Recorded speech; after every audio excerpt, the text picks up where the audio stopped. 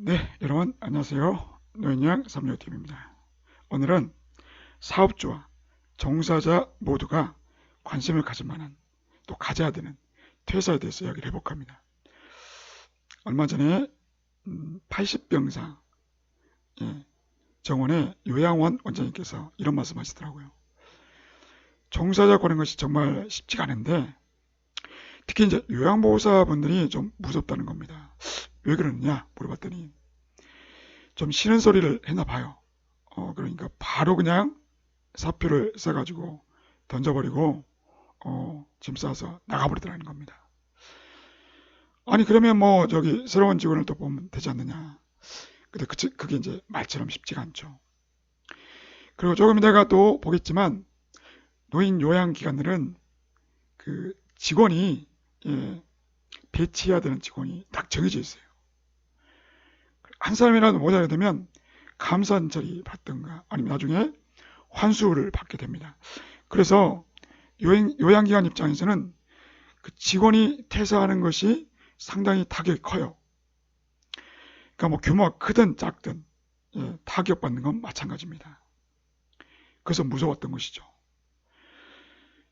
또 이제 뭐 그 종사자 입장에서도 그냥 그렇게 감정적으로 대응을 하시고 그냥 무단 퇴사를 하시면 나중에 큰 손해를 받게 됩니다. 그래서 이런 내용들에 대해서 한 번쯤은 좀 다뤄야겠다라고 생각해서 오늘은 퇴사에 대해서 한번 이야기를 해볼까 합니다. 우선 이제 무단 퇴사는 뭘까요? 자, 이제 그림으로 설명해 드리겠습니다. 종사자가 힘들어서 사직서를 들고 왔어요. 저 힘들어서 그냥 그만둘래요. 내일부로 그만두겠습니다. 이렇게 이야기를 했어요. 이 그 대표 입장에서는 황당해요. 황당하지만 오케이 알았어 나가봐. 이렇게 이제 흔쾌히 이야기를 했다. 그러면 처음에는 종사 입장에서 약간 또 서운한 마음이 있을 수는 있어요. 그렇지만 완전 땡큐인 상황인 거예요. 진짜 내일부로 그만둘 수가 있는 거예요. 수리를 했으니까 곧바로 그냥 퇴사 처리를 하면 됩니다. 이 경우는 문제될 것이 없어요. 그냥 사직의 효력이 바로 발생이 됩니다. 문제는 이거죠. 더 힘들어서 그만두겠습니다. 내일부로 그만두겠습니다. 대부분은 화를 내죠. 무슨 소리야? 안 돼. 사직 처리해 줄 수 없어. 대부분 이렇게 할 겁니다. 아니면 도대체 무슨 일이냐 설득하려고 하겠죠. 결론은 뭡니까? 둘 다 사직 처리를 안 하겠다는 것이죠.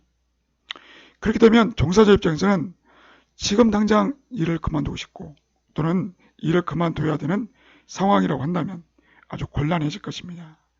그러나 이 기관 입장에서도 당장 종사자가 없게 되면 매우 곤란해지거든요.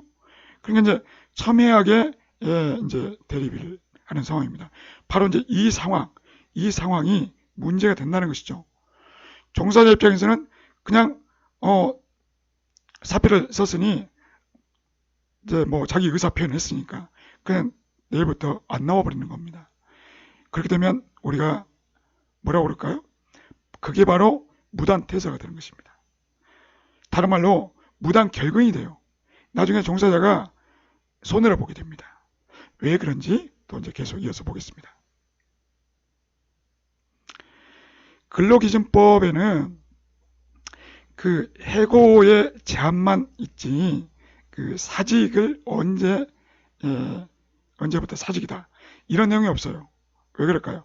근로기준법은 오로지 근로자를 위한 법이에요. 그렇기 때문에 사직에 대한 내용이 아예 없습니다. 그러면 어디서 봐야 되느냐? 민법 제660조 보시면은 아주 어려운 말로 써져 있어요. 진짜 법조인이 아니면 해석이 안 될걸요? 한번 읽어볼까요? 사직 통고를 받은 당기 후에 일기를 경과한 후 사직 효력이 발생한다. 도대체 이게 무슨 말일까요? 말이 너무 어렵죠? 하여튼 어렵지만은 이해를 해야 돼요. 아주 중요하니까. 제가 이제 그림으로 설명드리겠습니다. 사표를 언제 냈느냐? 바로 4월 8일 날 사표를 냈어요. 또 다른 사람은 4월 18일 날 사표를 냈습니다. 공교롭게도 모두 다 4월 달이죠. 4월. 그러니까 그 모든 달들은 그러니까 1일부터 말일까지 그냥 그 일기라고 그럽니다. 일기. 예, 한 달이죠. 한 달 사이클로 돌아갑니다. 왜 그러냐면 우리가 이제 그 임금을 줄 때, 급여를 줄 때 입사한 날부터 한 달 되는 날, 그날 월급을 주나요? 안 그렇죠. 그렇게 하면 너무 계산이 복잡해져요. 뭐 직원이 한 30명 된다? 그러면 그 사무직원은 아마 폭발할 겁니다. 불가능해요. 그래서 입사를 며칠 날 했느냐? 예, 이건 이제 중요치 않고 그 한 달 단위로 계산을 해서 월급을 줍니다. 그래서 3월달 일한 것은 언제 줍니까? 4월달에 주죠. 대개 보면 이제 4월 25일 날 또는 뭐 15일 또 뭐 10일 그 기간마다 다 다르겠지만 여하튼 그 전달 일한 것을 가지고서 월급을 주는 것이잖아요. 이제 이런 원리입니다. 그러다 보니 임금 지급기라고 하는 것은 바로 이제 그 전달을 말하는 것입니다. 그리고 각 달들은 그냥 일기라고 표현을 해요. 일기라고 표현합니다. 근데 이제 사표를 언제 냈습니까? 4월 8일 날 또는 4월 18일 날. 공교롭게도 둘 다 4월 달이에요. 4월 달. 그러니까 사표를 낸 그 기가 이제 바로 이제 단기가 되는 것입니다. 단기. 단기라고 하는 것은 다 각각 일기인데 사표를 낸 사직 통고를 한 그 기가 바로 단기가 됩니다. 단기. 여기까지 이해되셨죠? 근데 여하튼 4월 8일이든 4월 18일이든 다 4월이잖아요. 그러니까 사직 통고를 한 그 단기는 4월 달입니다. 그렇죠? 여기까지 이해되셨죠?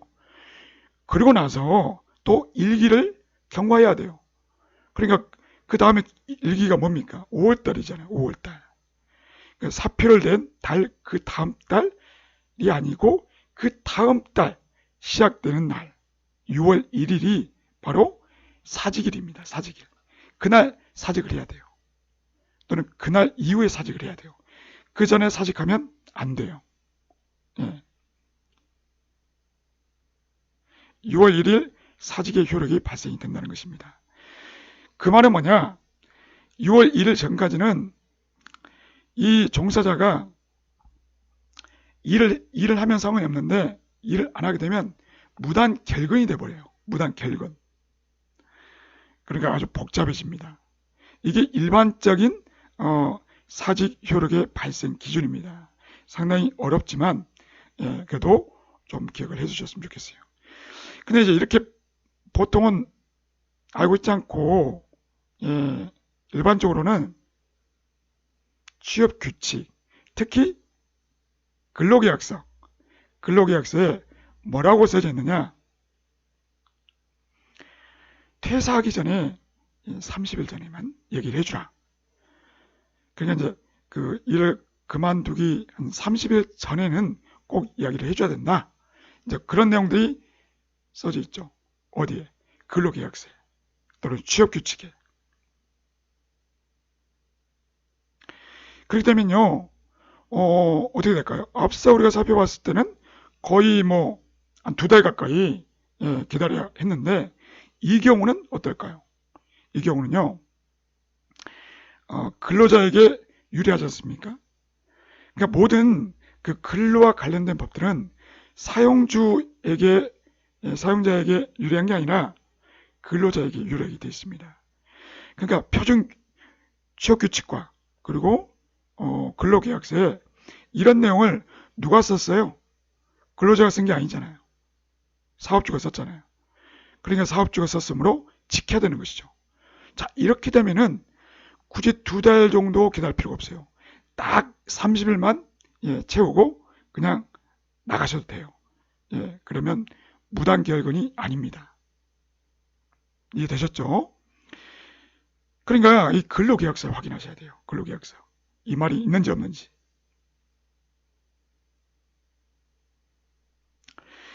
또한 경우에 따라서는 그냥 그날부로 그만둬도 되는 경우가 있어요. 진짜 사직서를 던져버리고 기관 입장에서 좀 기분 나쁘겠습니다만 하여튼 사직서를 내고 바로 짐 싸서 나갈 수가 있는 경우가 있어요. 어떤 경우일까요?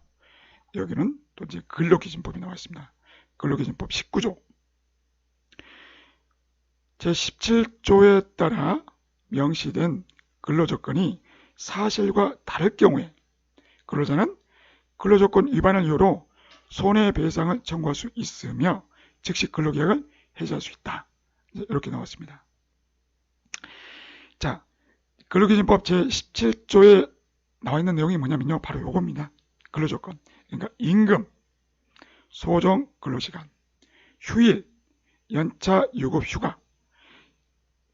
제 채널에서 워낙에 많이 다뤘던 내용이죠.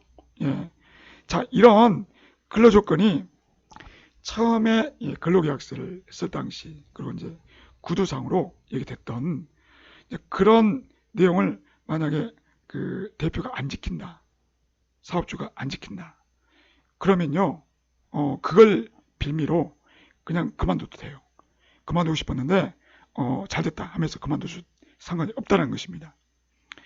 그러니까 이제 뭐 주기로 했던 월급보다 적게 주거나 아니면 근로시간이 갑자기 근로계약서에 나와 있는 것과 다르게 너무 뭐 길거나 또는 짧거나 또는 휴일을 제대로 안 지켜주거나 특히 이제 이 연차 유급 휴가를 안 줄 경우 제가 이제 채널을 보다 보니까 그 구독자분들이 그 연차를 기관에서 안 준다 뭐 그런 댓글들이 많더라고요.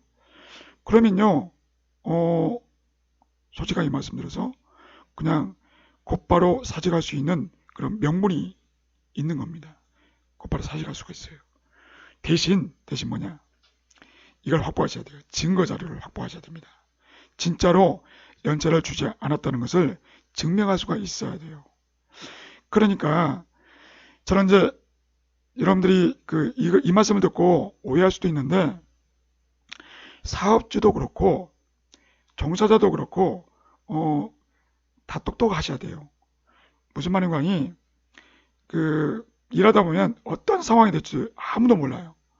그러니까 사이가 좋다가 나쁠 수도 있는 것이고 뭐 또 다른 변수가 발생할 수도 있기 때문에 종사자들은 자기 스스로를 보호할 수 있어야 됩니다. 그렇기 때문에 뭐 근로계약서라든가 또는 이제 뭐 근무일지 있죠. 요양시설 같으면 근무일지라든가 또는 뭐 다른 뭐 어떤 뭐 기타 등등 기록물 같은 것들 이런 것들도 잘 보관하셔야 되고 그것도 이제 정말 중요하다 싶은 것들은 사업주에게 양해를 구하고 녹음을 하셔도 돼요. 뭐 근데 대부분 싫어하겠죠. 하여튼 어떤 형태로든 상호간에 증빙 자료를 잘 갖춰놓고 있어야 됩니다. 이것은 이제 어떻게 보면은 서로를 못 믿는 행위이기도 하고 약간 약간 부도덕한 것이 아니냐 뭐 이렇게 생각할 수도 있지만 나중에 일이 터졌을 때 서로가 이제 뭐 진짜 법적 분쟁이 나오고 서로 뭐 소송하고 뭐 그런 상황이 발생한다고 한다면 그때는 감정사업밖에 안 되거든요. 그때는 오로지 서류, 증빙 자료만 갖고 얘기를 할 수밖에 없기 때문에 여러분들이 이런 말씀을 오해하지 마시고 각자 잘 챙겨 놓으셔야 됩니다. 하여튼 이런 경우는 곧바로 대사하셔도 됩니다. 그런데 이 근로조건이 별 이상이 없어요. 정말 사업주가 말했던 대로 근로계약서에 나왔던 그대로 일을 했다. 그러면 참 뭐랄까 그 명분이 없지 않습니까? 자, 그러면 이제 사업주 입장에서는 이 종사자가 당장 그만두면 상당히 어려운 처지에 처하기 때문에 당신 잔말 말고 와서 일해 라고 이제 뭐 그렇게 이제 강제할 수가 있습니다. 자, 그런 경우에 이 경우는요 근로기준법 위반이 됩니다. 근로기준법상에는 강제로 일을 하게 할 수가 없어요. 예, 그렇다가 나중에 오히려 문제가 커질 수가 있습니다. 그러니까 종사자는 분명히 퇴직 의사를 밝혔고 그런데 사업주가 뭐 아직 퇴직할 수가 없으니 무턱대고 강제로 일을 하게 했다. 그래버리면 근로기준법 위반이 되기 때문에 나중에 아주 복잡해집니다. 그러면 사업주는 어떻게 해야 되느냐? 그냥 손해배상을 청구를 하시면 돼요. 손해배상 청구. 자, 이제 이 말씀 들으면 또 이제 종사자분들이 서운하실 수도 있는데, 뭐 법이 그러니, 그냥 말씀을 드릴 수밖에 없습니다. 자, 손해배상 청구는 어떻게 하는 것이냐? 아까 4월 8일 날, 또는 4월 18일 날, 사표를 냈다고 했지 않습니까? 그런데 그 종사자가, 안 나오고 있지 않습니까? 안 나오고 있으면 그건 바로 무단결근이 됩니다. 무단결근. 그러니까 이 기간 동안에 일을 하지 않았단 말이에요. 일을 하지 않으면 그게 뭐 사업주에게 무슨 손해가 있느냐? 문제는 손해가 있다는 것이죠. 손해가 있다는 것을 증명하기만 한다면 사업주는 직원에게 손해배상 청구를 할 수가 있다는 것입니다. 예. 다음 보겠습니다. 그렇다면 손해배상을 청구할 수 있는 조건이 세 가지가 있어요. 한번 볼까요? 첫째, 실제로 손해가 발생을 해야 돼요. 두 번째, 얼마나 손해액이 발생이 됐는지를 산출할 수가 있어야 됩니다. 정확하게. 이제 왜 이런 말을 하냐면 솔직히 많은 종사자들 중에 고작 한 사람 그만뒀다고 막대한 손해가 발생했다라고 어떻게 증명하냐 이거죠. 증명할 수가 있겠느냐라는 것입니다. 많은 그 회사가 이제 이게 어려움이 있어요. 예? 그렇기 때문에 실질적으로 손해배상을 청구하기가 상당히 어려운 경우가 있습니다. 입증하기 어려워서. 그러니까 손해가 발생이 됐고 얼마나 발생됐는지를 정확하게 산출할 수 있어야 되고 마지막으로 그 손해가 그 종사자가 그만둠으로 인해서 그만두는 바람에 발생했다는 것을 사업주가 입증해야 돼요. 그러니 너무 어렵죠. 이거 솔직히 너무 어려워요. 그래서 손해배상 청구는 어떻게 하느냐? 결국 민사소송 하라는 소리거든요. 민사소송. 여러분들 해본 적 있으십니까? 뭐 저도 뭐 해본 적 없습니다만 민사소송을 하게 되면 뭐가 문제냐? 바로 소장을 접수를 하셔야 됩니다. 뭐 듣기로는 상당히 어렵다고 합니다. 그래도 이제 각종 소송 비용이 들어가죠. 경우에 따라서는 또 변호사 선임 비용까지 들어갑니다. 그러니까 이럴 때 우리가 쓸 말 있죠. 배보다 배꼽이 더 크다고. 그 한두 달 정도 손해 발생한 것에 대해서 그것을 얻기 위해서 변호사까지 선임한다? 이런 경우는 흔치 않죠. 그 종사자가 뭐 월급이 한 500만 원, 700만 원, 1000만 원 이런다면 또 모를까? 그렇지 않지 않습니까? 그러다 보니까 대부분 그냥 손해배상을 그냥 포기하는 경우들이 일반적입니다. 주로 협박욕입니다. 협박욕.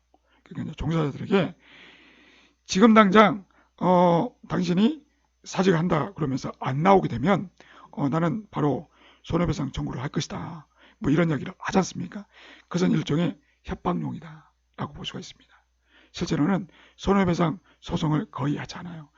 하는 경우가 정말 드뭅니다. 문제는 뭐냐? 문제가 있습니다. 여러분. 노인장기 요양기간은 바로 이 세 가지 기준 있죠? 모두 충족할 수가 있습니다. 이게 문제라는 것입니다. 다른 사업장하고 틀려요. 일반 회사하고 틀립니다. 이 세 개가 가능하다는 거예요. 손해가 발생했고 얼마나 손해가 발생했는지 그리고 그 종사자가 그만둠으로 인해서 손해가 발생했다는 것을 증명할 수가 있어요. 왠지 아십니까? 바로 이제 노인장기 요양기관은 이처럼 인력 배치 기준이 명확하게 나와 있습니다. 명확하게 있어요. 그러니까 만약에 이런 종사자가 한 명이라도 누락되면 어떻게 되느냐? 밑에 나왔죠. 감산 처리됩니다. 예, 공단에서 그 줄돈을 깎아서 줘버립니다. 손해가 발생하잖아요. 또 산출할 수 있지 않습니까? 얼마나 손해를 받는지 정확하게 나옵니다. 정확하게. 예. 특히 요양세 같은 경우에 이런 경우에는 아주 막대한 피해를 볼 겁니다. 이로 인해서 단순하게 감산 처리로 끝나는 것이 아니라 그 수급자들이 또는 입소자들이 나 이제 그만 서비스 받으란다 하면서 퇴소를 해버린다든지 아니면 다른 기관으로 가버리면 막대한 손실이거든요. 이거 계산이 안 될까요? 사실 됩니다. 계산이 어렵지 않아요. 그렇기 때문에 다른 사업장들에게 그 노인장기 요양기관은 무단 퇴사를 하시게 되면 진짜 사업주가 마음 먹고 손해배상 청구를 하면 가능하다는 거예요. 예. 만약에 이제 그 사업주가 종사자를 손해배상 소송을 해버렸다. 그게 또 이제 기분 나빠가지고 또 이제 이 퇴사자분이 이런 경우가 있어요. 부당해고로 노동부에다가 신고를 하는 경우가 있습니다. 자, 이런 경우가 있어요. 그러니까 퇴사일이 언제냐? 2월 20일이에요. 예? 이날 퇴사를 했어요. 그러니까 이제 그 다음날부터 안 나왔겠죠? 그러다 보니 요양기관 입장에서는 부득이 아주 서둘러가지고 10일 만에 신규 직원을 채용을 했어요. 그래서 이제 손해되는 부분이 한 10일 정도, 그 정도 손해를 감수를 했습니다. 그래서 이제 2월 30일부터 정상화됐어요. 그래서 이제 이제 다 해결됐다라고 생각을 했는데 느닷없이 4월 30일경에 부당해고 신고를 해버린 거예요. 누가? 이 무단 퇴사했던 분이 노동부에다 신고를 해서 노동부에서 전화가 온 겁니다. 오셔야겠다고. 지금 그 당신이 부당해고로 지금 신고를 받은 상태다. 자, 이런 전화를 받게 됩니다. 예. 만약에 그렇게 되면 어떻게 될까요? 부당해고로 인정되면. 그러면 일하지 않았던 거의 한 2개월 정도 그 기간 동안 그 동안에 월급을 밀린 월급 있죠. 안 줬던 월급 있죠. 그것을 다 줘야 돼요. 누구한테? 이 무단 퇴사자한테 다 줘야 되고 또 그 퇴사자를 복직을 시켜야 됩니다. 원한다면 그 퇴사자가 원한다면 그러면 사업주 입장에서는 아주 곤란한 상황이 처하겠죠. 그럼 어떻게 될까요? 부당해고가 아니라는 것을 증명을 해야 되는데 증명할 자료를 제출해야 돼요. 역시나 마찬가지. 아까 제가 말씀드렸지 않습니까? 서류가 중요하다고. 무단 퇴사 당시 전화나 문자로 출근을 권유하는 그런 문자를 자꾸 보내셔야 돼요. 여기서는 이제 서류라기보다는 이런 이제 그 전화를 했던 기록 또 문자, 특히 이제 통화가 됐을 경우에 막 그 행여라도 욕을 하셨거나 아니면 그만두라라든가 이렇게 말하시면 곤란합니다. 그러니까 가급적 전화보다는 문자가 좋을 수 있어요. 문자. 계속 서너 차례 문자를 보냈는데도 답도 없고 그냥 퇴사하겠다 그런 말만 한다 그러면 그냥 이렇게 이제 최종적으로 이렇게 문자를 보내주시면 됩니다. 스스로 퇴사한 것으로 알고 대체 직원을 뽑겠습니다. 이렇게 하고 이제 끝내버리면 끝난다는 것입니다. 이것을 잘 보관하셨다가 만약에 부당해고로 신고를 받게 되면 대응을 하시면 됩니다. 아이고 좀 시간이 없으니까 서둘러 보겠습니다.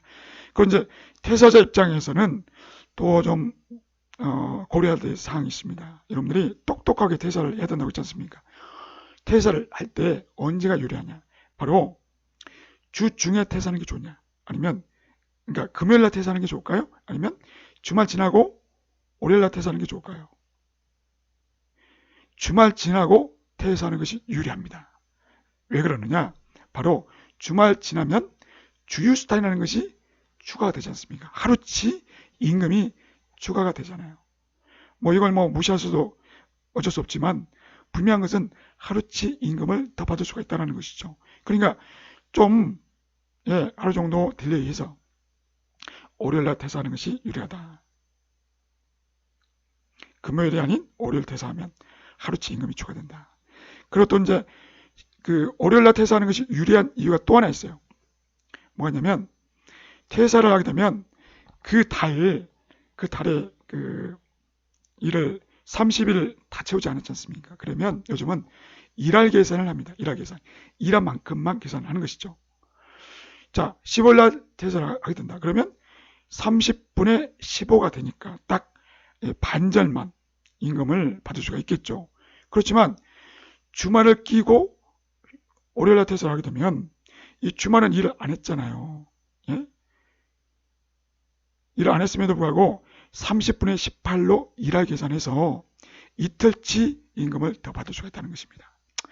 뭐 이게 뭐 그렇게 중요치 않은 분들은 상관이 없겠지만 일단 이런 게 있다는 걸 알아두실 필요가 있고, 또 하나, 자, 연말보다는 연초에 하시는 것이 좋다. 그 말은 뭐냐? 바로 이제 이겁니다.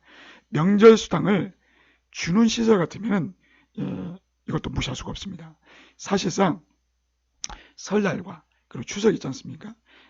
실제로 그 많은 그 기관 그리고 이제 회사들이 그 명절이 지나고 나서 퇴사자가 아주 속출합니다. 바로 이것 때문이죠. 귀향에 그만둘 거 받을 건 받겠다 하면서 이렇게 이제 명절 수당 같은 거 이런 걸 받고 이제 퇴사하는 것이 유리하다. 또 하나, 연차 수당. 제가 아주 자주 설명을 드렸지 않습니까? 1년차는 11개 발생하죠. 그리고 이제 2년차는 15개 발생해요. 그런데 재밌는 것은 뭐냐? 바로 이제 입사자가 입사를 4월 4일 날 입사를 했다. 그러면 1년이 딱 되는 날이 언제입니까? 4월 3일이죠. 그런데 이날 퇴사를 해버리면요, 뭐 그냥 의미가 없어요. 그렇지만 하루 더 일을 한다. 4월 4일 날 하루만 더 일을 한다. 또는 뭐 이틀 일할 수도 있고 3일 일할 수도 있지만 어쨌거나 그렇게 일하면요, 바로 2년차에 발생되는 이 15개, 그러니까 15일에 해당되는 임금을 받을 수가 있다는 것입니다. 이해되셨나요? 그러니까 똑똑하게 퇴사를 하실 거면은 바로 이런 것들을 다 계산하셔야 된다는 이야기입니다. 특히 연차 수당 같은 것은 워낙에 크죠. 그러니까 종사자 입장에서도 똑똑하셔야겠지만 또 시설 입장에서도 이런 원리를 일단 알고 계셔야 대응을 하실 수가 있을 것입니다. 종사자들이 뭐 퇴사 이야기 나올 때 어떻게 대응할 것이냐 이런 것들을 감안하셔야 됩니다.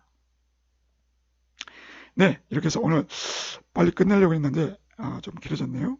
여하튼 여러분들 결론적으로 말씀드려서 퇴사를 하시더라도 똑똑하게 하셔야 되고, 또 기관 입장에서도 퇴사자를 대할 때 똑똑하게 대하셔야 된다. 오늘 영상이 도움이 되셨으면 좋겠습니다. 감사합니다.